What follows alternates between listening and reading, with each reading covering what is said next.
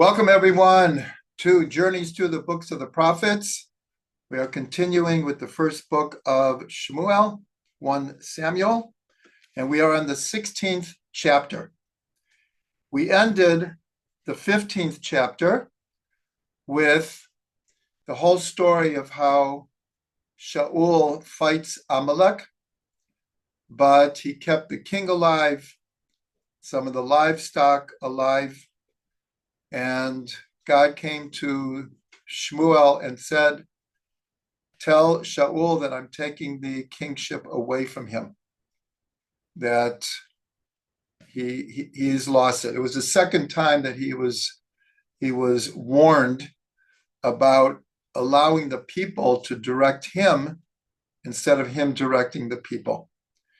And Shaul tries to do tshuva, but it was an incomplete, perhaps somewhat insincere type of tshuva, and God takes the kingship away from him. And so the end of the chapter is very significant. It says that Shmuel went back to Ramah, that's where he lived and actually was buried, and is buried, we know the place till to this day. And it said that Shmuel never saw Shaul again. And it ends like this. And it says, "Nevertheless, Shmuel mourned for Shaul, and God came to him and said," this is the beginning of chapter 16. God came to him and said, "How long will you mourn for Shaul, seeing that I have rejected him?" So in between the lines here, we see something very profound, that even though Shmuel is God's messenger, he's a prophet, and he was the one who had to come to Shaul and tell him that the kingship was taken away from you. But here we see at the end of chapter 15 and the beginning of chapter 16 that Shmuel felt really bad. He mourned for the loss that Shaul was going through. Now, here we see that despite the fact that he was the messenger of, we'll call it bad tidings to Shaul, it's clear that he really loved him and he felt really bad for him. And it's clear that he prayed to God to change the decree. So that's how we start chapter 16. God then tells Shmuel, "Take your horn and oil and go to Bethlehem, and among the sons of Yishai," Yishai was one of the leaders of the generation, "you will find the next king. I will make clear to you who the next king is." Shmuel says, if I do something like that openly, Shaul will kill me.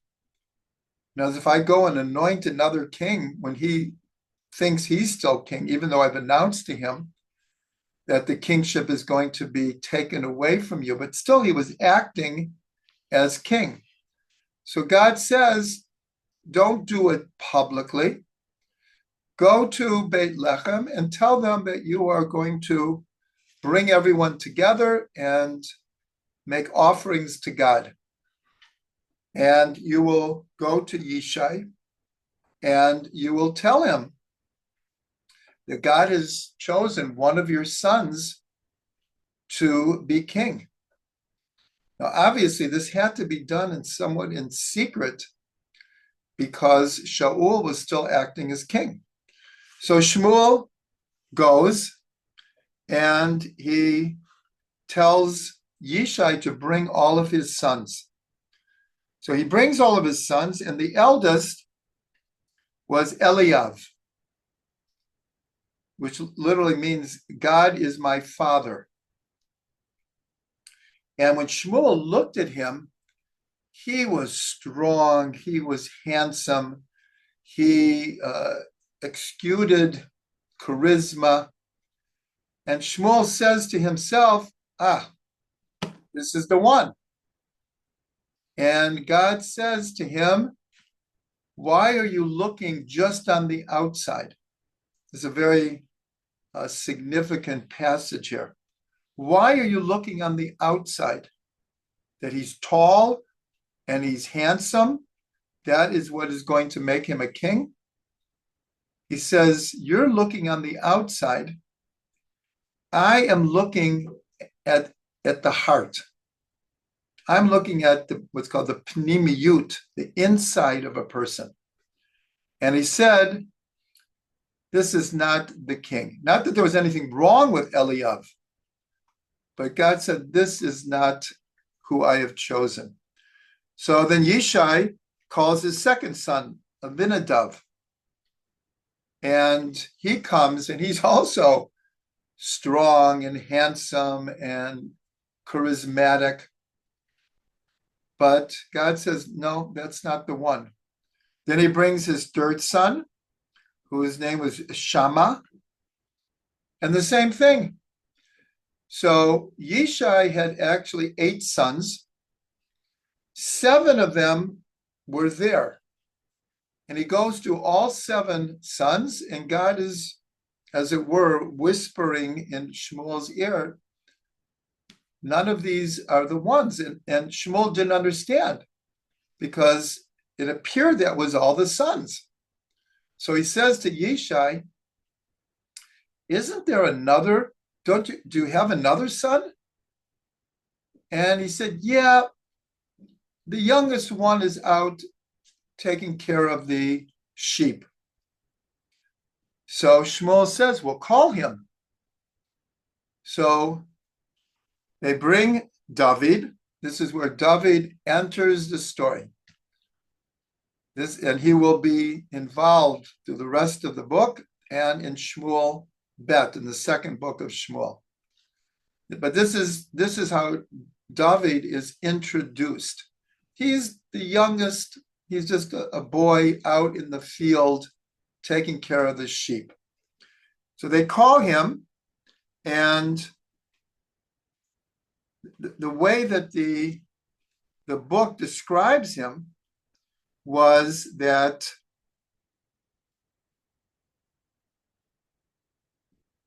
it says that he was, in English, ruddy. In Hebrew, admoni, meaning he was a gingy. He had red hair. And it wasn't just, apparently not just, a little bit brownish red. He was admoni. And as soon as you see David, you see a gingy. You see someone with red hair. And it says that he had beautiful eyes, and he was good looking. So the question is, well, this is also a physical description. But when he comes, God says to Shmuel, get up and anoint him. He is the one. So obviously, God was looking at the heart. God knew who David was. But here we're going to take a little tangent and ask the question, how come he wasn't brought in the first place? Why didn't Yishai bring all 8 of his sons? What was he doing out with the sheep when it was clear that Shmuel said, bring all of your sons? And yet he wasn't brought.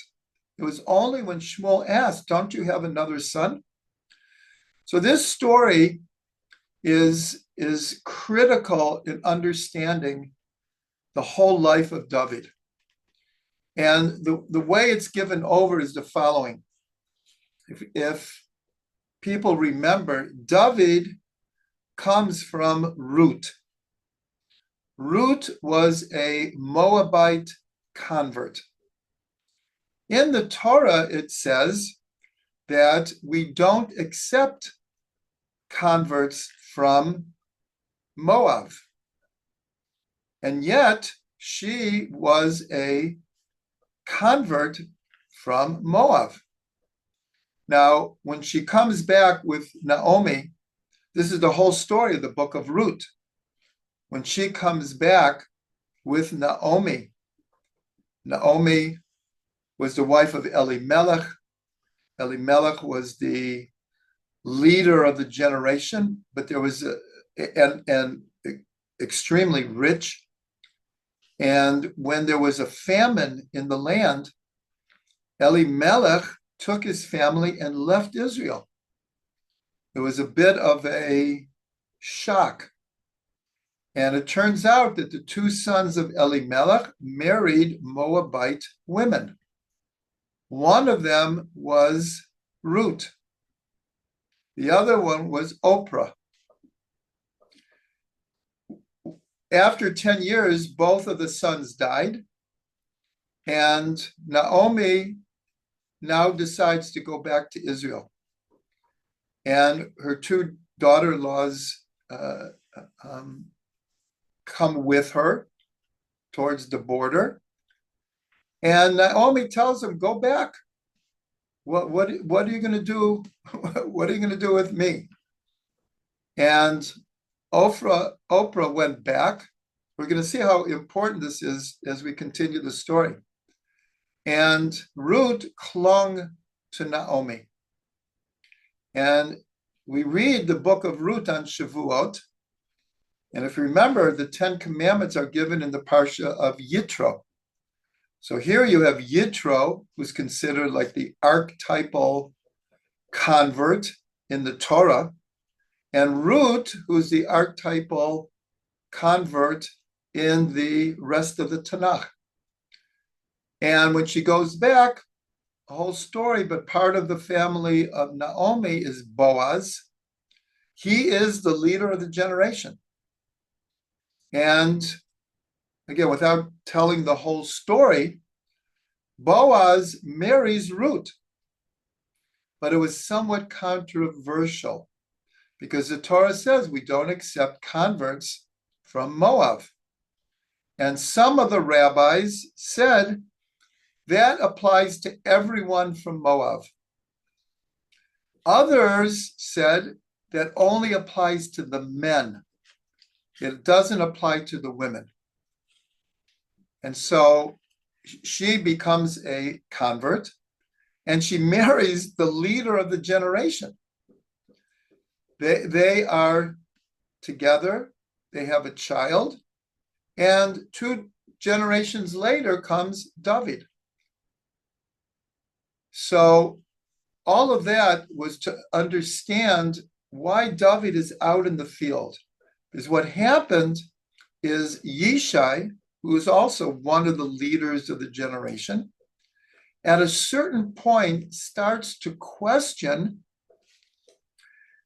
because he comes from Ruth. And this debate wasn't settled in one generation. There were still those that held that Ruth was not a proper convert. And so Yishai, after he had all these children, began to doubt in a certain way his legitimacy. So he separated from his wife. And what happened was, it's an amazing story, but it's very much like the story of Tamar and Yehuda, that Yishai's wife felt that they should not be separated and they should have more children. And so she disguised herself, just like Tamar did with the story with Yehuda. And he was together with her and gave birth to David. But when it was found out that she was pregnant, it was the same thing with the story with Tamar. It was like a scandal. And so David was born, but even in his own family, he was somewhat of an outcast. Like this whole story became very weird. And so David, from the time he's born, he's an outcast in his own family. So I'm telling this whole story because it's crucial to understand the whole rest of his life. And so he's sent out to be a shepherd in the field. He is part of the family, but in a certain way, he's an outcast because of the way that he was born was in, we'll call it an unexpected kind of way. So this is important to tell because this colors the whole rest of David's life, as we'll see. We'll have to see how it's played out. Anyways, David is brought. God says, this is the one. And we'll say in secret, he's anointed to be the next king. But here begins a tremendous complication because technically, as far as Shaul is concerned and all the people, Shaul is still king. Shaul is still the king. Now, in the last class, I mentioned that from this part of the story between David and the family of Shaul, it becomes extremely complicated psychologically, as we will see. So here, what's interesting is in the 13th verse, it says, "Vayikach Shmuel et keren hashemen v'yimshach oto," that Shmuel took the horn with oil in it, and he anointed him, b'kerev echav, right in front of all of his brothers and family, v'titzlach ruach Hashem el David, and the Spirit of God came upon David, mehayom ahu v'ma'ala. From that day on, God was with David. The Spirit of God was entered into David. And so here we see in the same verse the root of Mashiach. We always talk about Mashiach ben David. Mashiach literally means the anointed one, to be anointed with oil. And here we see that Shmuel is anointing David, and really this begins the whole lineage of the kings of Israel, coming from David all the ways to Mashiach.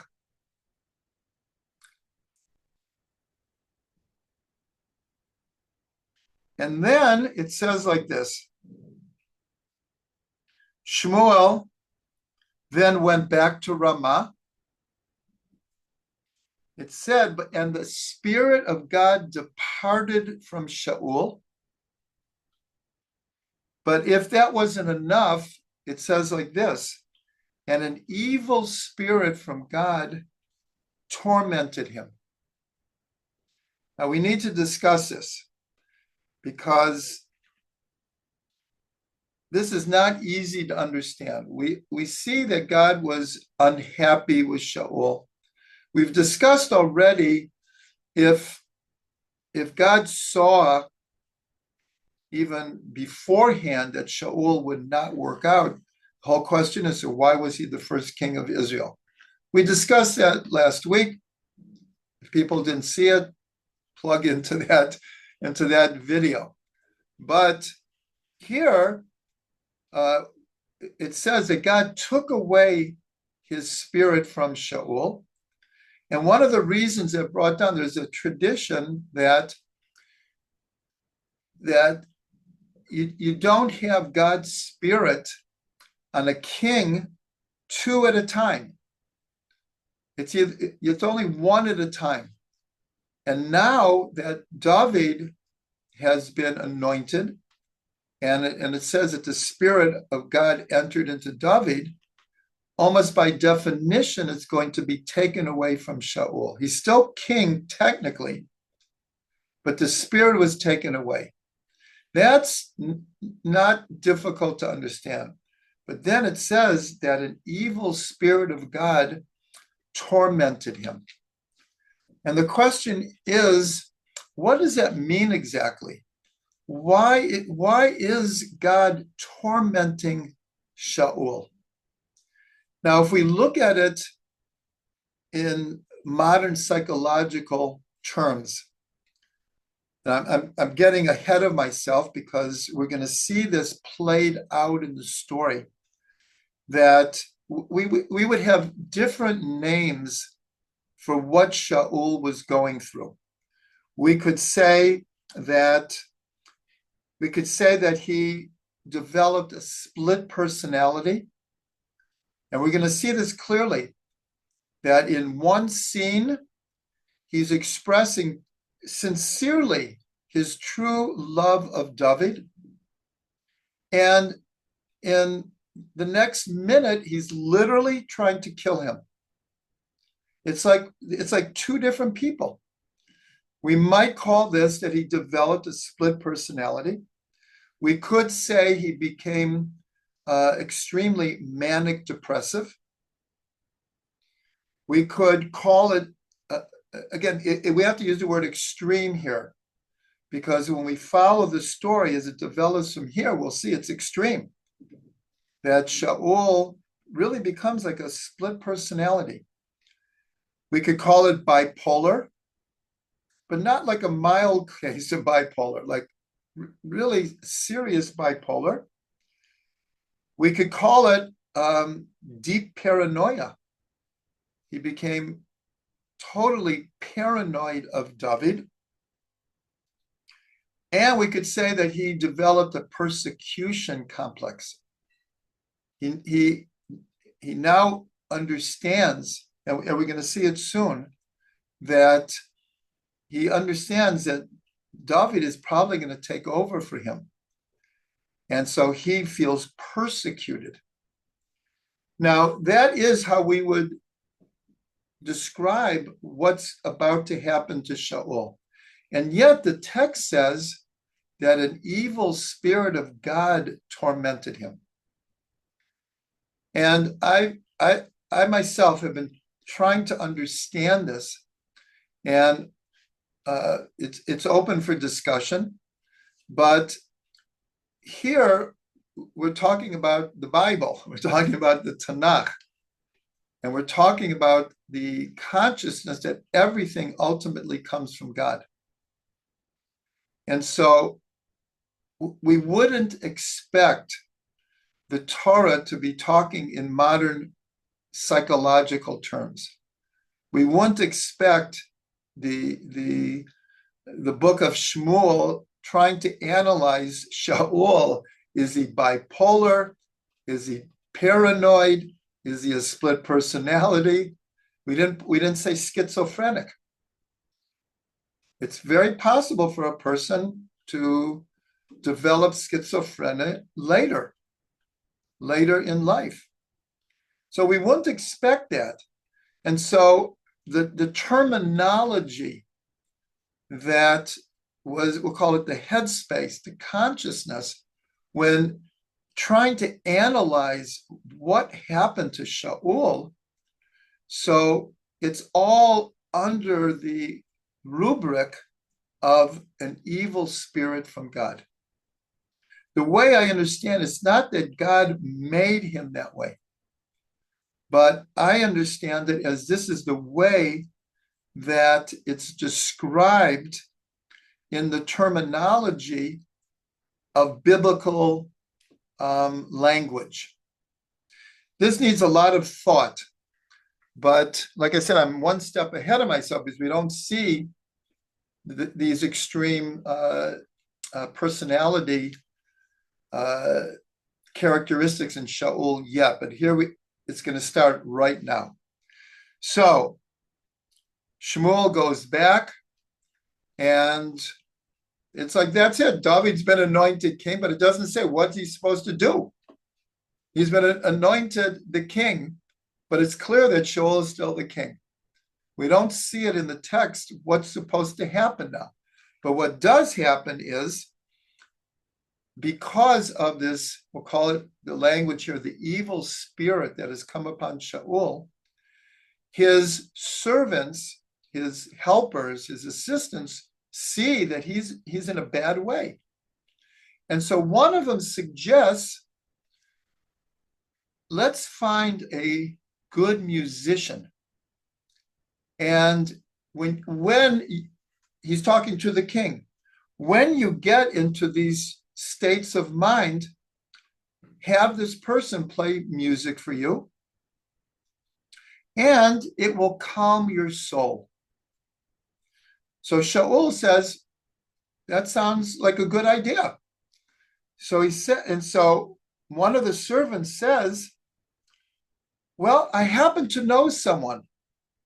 And who is it? None other than David.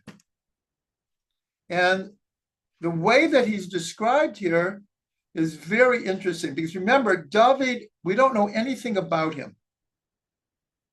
If you're just reading the book, David has just come on the scene. He's just been introduced.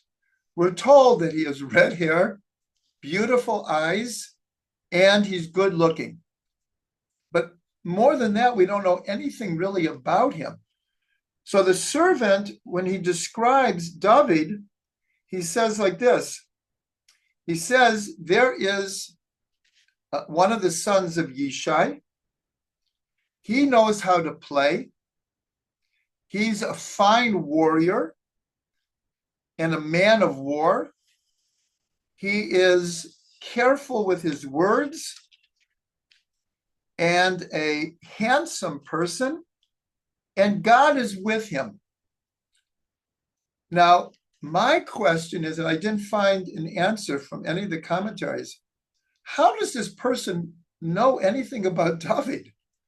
David was like this outcast in the field. No one even seemingly knew who he was. And all of a sudden, they're describing him as a man of war. Where do we see that David was a soldier? Where do we see even that he played music?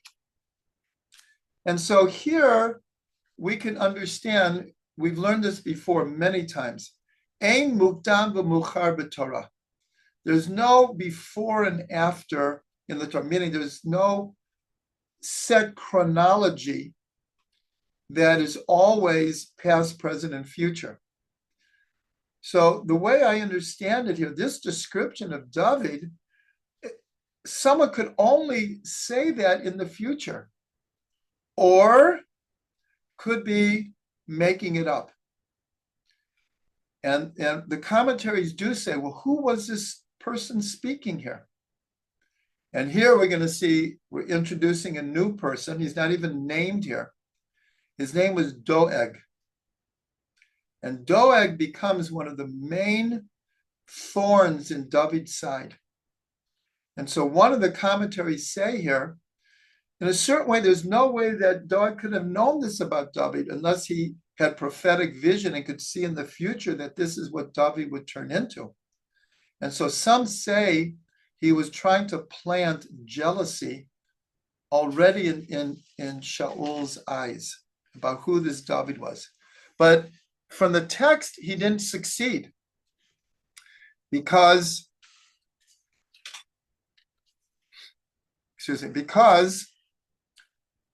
Shaul says, it sounds great.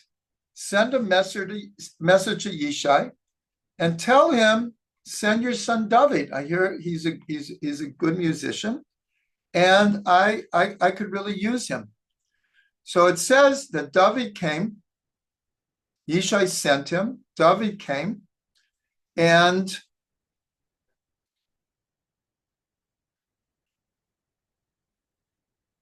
in here, it doesn't even say that he played music for him, which is very interesting. That's why he was called.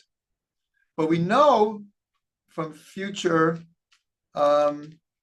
incidences that David did calm Shaul when he would get into these, we'll call it depressed states. But here it just says that he came to Shaul, and now this is very, very significant. And it said that Shaul loved David very much. Now this is somewhat surprising. He just met David. Seemingly, the text doesn't tell us anymore. And it says he loved him very much. We're going to see that the whole family of Shaul comes to love David. And it leads to tremendous psychological, complex relationships. And then it says, and when Shaul would get into these places, David would come and play music for him. And and it worked. It worked. Now here we see, this is probably the most important source for a very modern phenomenon, is that in the last, I don't know, I'm just throwing out a number, 20 years, 25 years, there's been a tremendous amount of research done on the healing properties of music, and especially for the elderly. This has been implemented in homes for the elderly all over the world, where people are not in a great mental state, and they use music as a healing therapy. I remember, Amy, you'll be interested, that I heard this from Rabbi Hoffman, is that his sister had Alzheimer's. And at a certain point, she barely recognized him. When he would go to visit, sometimes yes, sometimes no. And he told me what he would do, he would start singing songs. And she could remember the lyrics of all of the songs, no problem. And she became very animated and very, very happy. And to Rabbi Hoffman, it was just an amazing, amazing thing. So here, though, we see a biblical source for this modern research that's being done. And I think all of us know, just on a personal level, how many times we're not in the greatest headspace, and we put on our favorite music or calming music, and it really helps us mentally.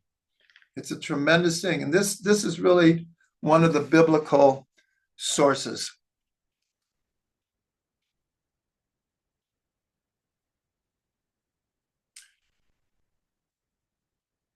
And that's how chapter 16 ends, that David would come and play music for Shaul, and he was refreshed and became mentally healthy again, and the evil spirit departed from him. So here, remember, we learned that as it were, God afflicted him with an evil spirit. But here we see that the music made the evil spirit go away. So again, I think it's quite proper that we analyze the condition of Shaul in modern psychological terms. Now, which one of that whole long list of bipolar or paranoia or schizophrenia or manic depressive, we'll never know. But it's clear that he was suffering from some kind of a split personality type of affliction. Now we start chapter 17. And here I'll go a little bit quicker. That here come the Philistines again, over and over and over again. We saw in the book of Judges, the whole book of Shmuel up to this point, and it will continue. Here come the Philistines again, and Israel prepares for battle. And it says that they came to a valley called Elah. And the Philistines were camped on one mountain. It's actually a hill. According to tradition, we know exactly where this place is. I've been there a number of times. It's a valley. And I wouldn't even call it a mountain. There are two kind of hills on both sides. And by tradition, that is where the following story plays itself out. And here is the famous Goliath. Goliath is introduced. And he's described as being, 1 second, 6 cubits tall and a span. This is approximately anywhere from 9 to 12 feet tall. And we take this literally. We know that there was a time where there were a race of giants in the Holy Land. And even today, there are people alive today who are that tall. So, and he was a great warrior. And so what happens is like this.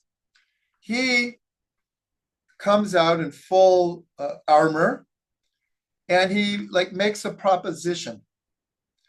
Instead of all of our armies fighting each other, you send someone to fight me. If I win, you become our servants. And if you win, we'll become your servants. He makes this offer. Like I said, I'm going quicker through chapter 17. And so it says that he would come out and he would provoke Israel, like to send someone. But you can imagine he's this huge being, and he's full of armor, and it says that Israel was terrified of him. Terrified. They were also terrified just to fight army against army and have thousands of people die. So no one really knew what to do. And then it says like this, that Yishai sent David the first 3 sons that were presented to Shmuel. They're part of Shaul's army. And so Yishai sends David. Now you're going to see how interesting this is. Shmuel came and anointed him as king, but he's still being treated as like a messenger boy for the family. So Yishai sends him with food for the 3 older sons. And he comes, and when he comes, again, we could understand the psychological trauma in David's life. When he comes, his brothers treat him like, what are you doing here? Like, we're an army. You don't belong here. Like, go home. That's what the text says. That's how they're treating him. In the meantime, I skipped over a very, very important thing here. In the 16th verse, it says that Goliath would come out every day to the middle of this valley, and he would taunt Israel day and night for 40 days. Day and night for 40 days. In other words, Israel, they didn't know what to do. Like in many wars where you have 2 armies, and like they're checking each other out. When's the right time? Da da da da da da. So the tradition is, why are we being told this? That he came out morning and evening for 40 days. So a beautiful explanation is he knew when Israel would be saying the Shema. He said the Shema in the morning and in the evening. And so he would come out when he figured Israel was praying, and he would taunt them so they would get confused and distracted, and they wouldn't say the Shema with intent. And why 40 days? Because he knew that Moshe was on the mountain receiving the Torah for 40 days, and he wanted to nullify this power over the Jewish people, the power of the Torah and the power of Shema Yisrael. In a few minutes, we're going to see the significance of this. We're going to see. Okay, so David comes, and as he comes, the word in the camp is that Shaul has promised anyone who can kill Goliath, I will give my daughter to him to be his wife. In other words, he'll become the son-in-law of the king. That was what was offered here. Here we see Shaul didn't offer to go out and fight. No one knew what to do.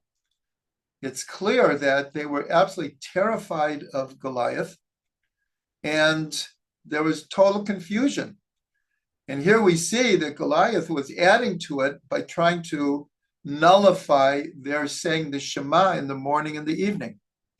So David comes and he hears about this offer. And then Eliab, the oldest son, it says that he got very angry at David. Like, why are you here? Do you think this applies to you? Go home. Quite mean.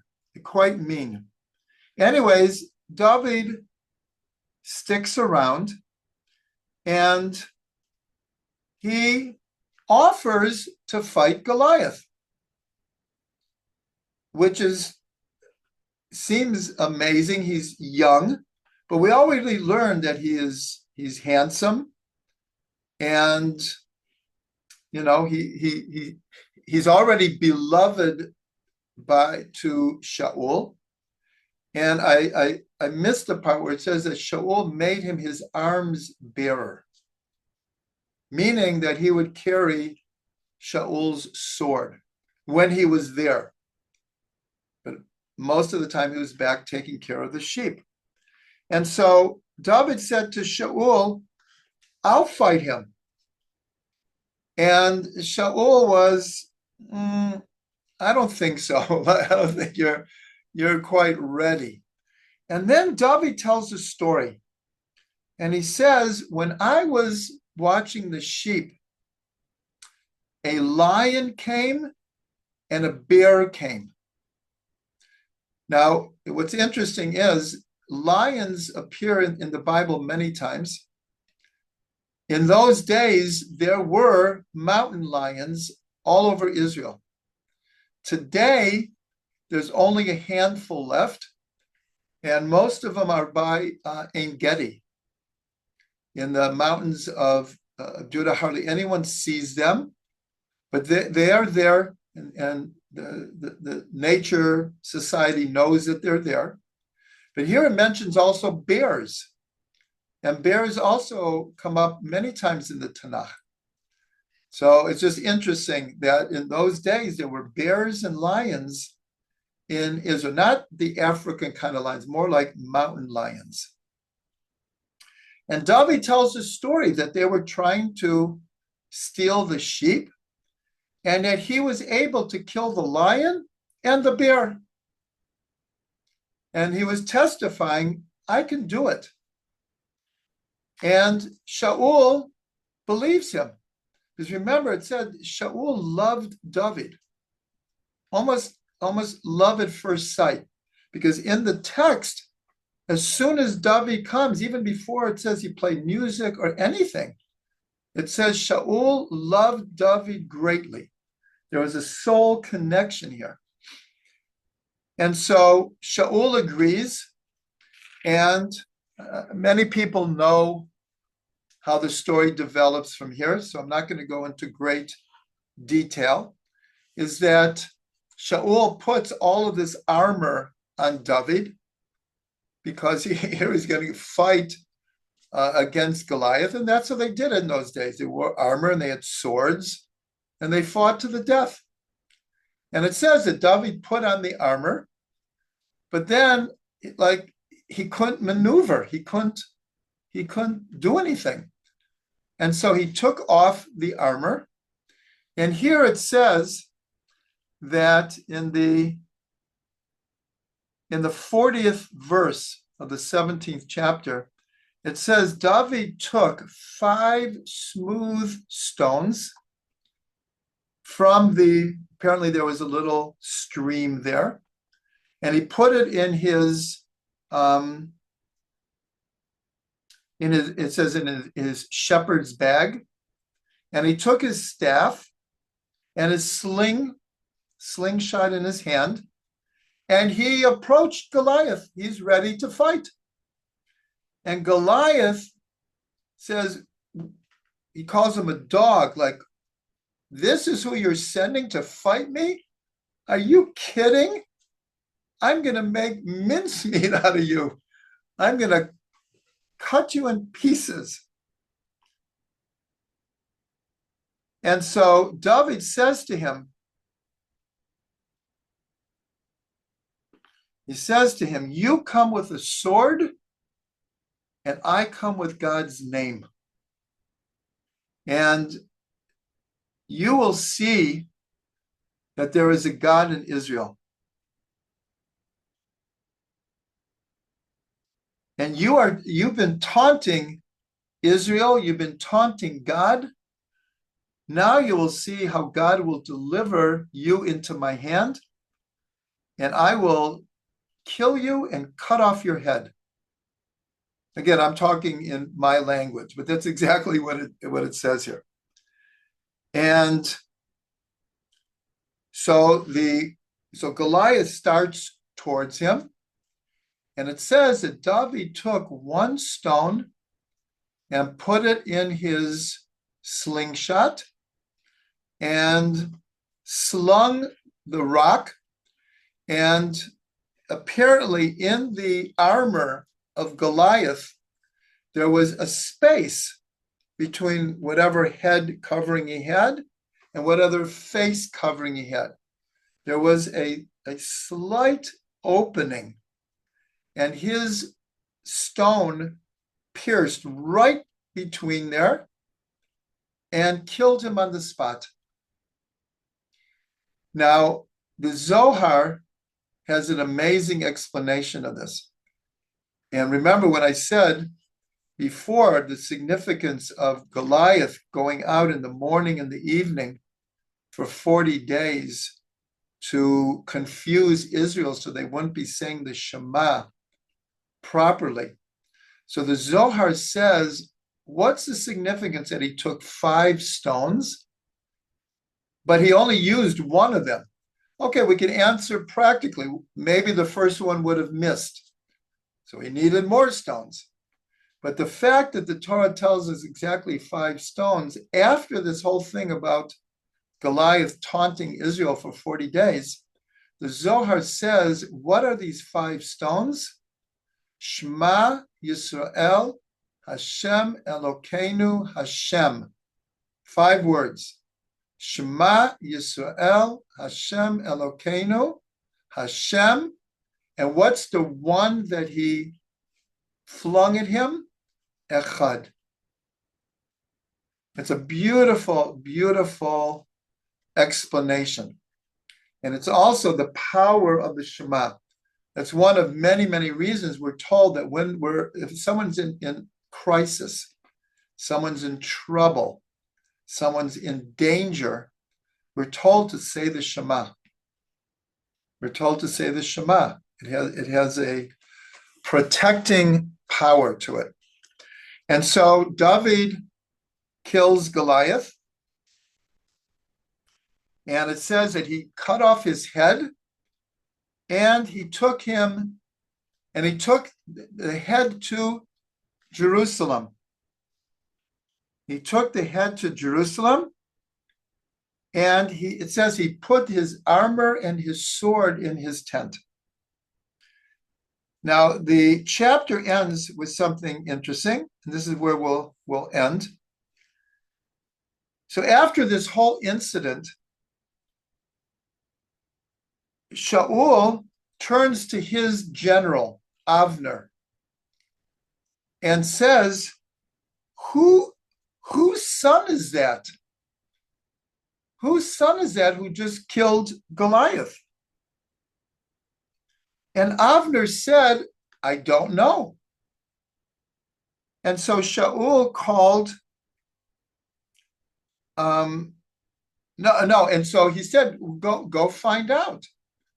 So Avner goes to David and brought him to Shaul. And Shaul says, whose son are you? And David says, I am the son of your servant Yishai. And then that's how the chapter ends. So the whole question is, what's going on here? Why is he asking, whose son is that? Did he forget who David is? He was the one who originally sent for David from Yishai. He knows that 3 of Yishai's sons are in his army. He knows Yishai. So there's a number of ways we can explain this. One is that if you remember going back when Shmuel first tells Shaul that God wants him to be king, and he gave him a series of signs of what would happen to him. And one of them was he would run into a band of prophets, and they would be playing music, and they would be prophesying, and he would begin to prophesy also. And over there it says, and Shaul became a different man. In other words, the spirit of prophecy entered into him, and he became like a different person. So here we see David says, I'm coming with the name of God. And we see that already that God's spirit had entered into David.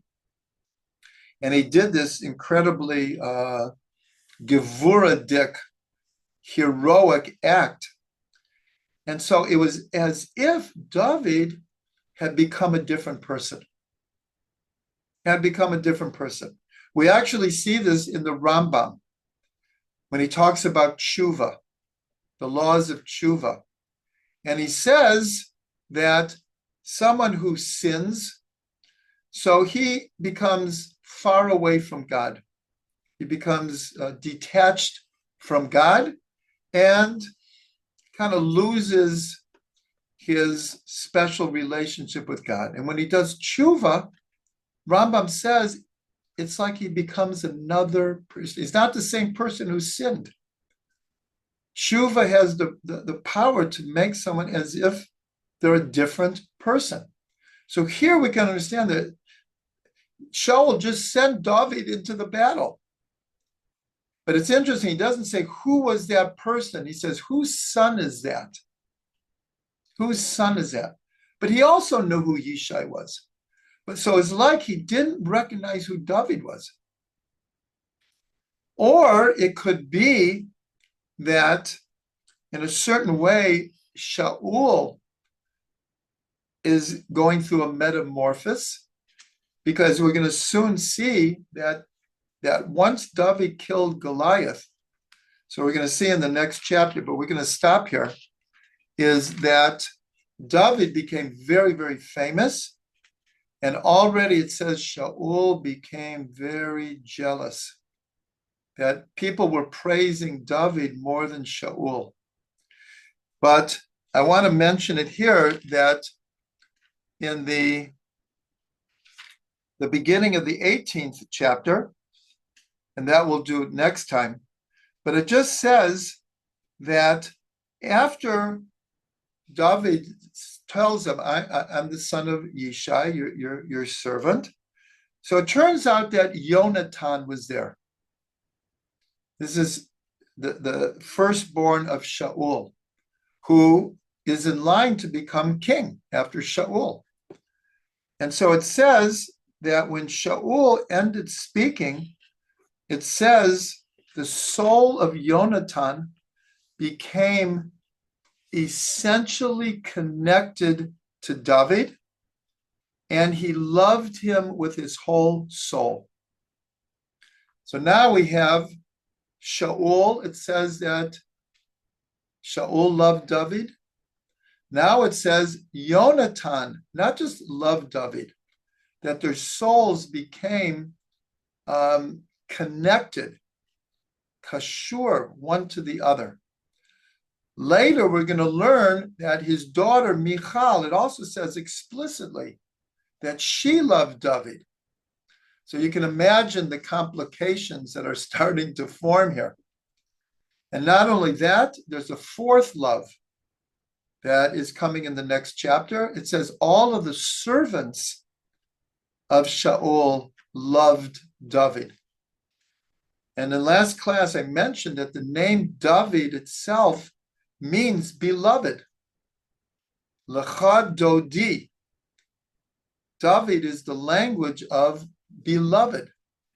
Dod. So with that, we went to the 16th and 17th chapter, and we will continue next week. For everyone who's listening and will be watching this, I just want to mention very clearly that next week, the 6th of April, will be our last class, because the next 2 weeks is Pesach, and my wife and I are traveling. So mark your calendars. The next class is April 6th, and the next class after that is not till June 8th. Not till June 8th.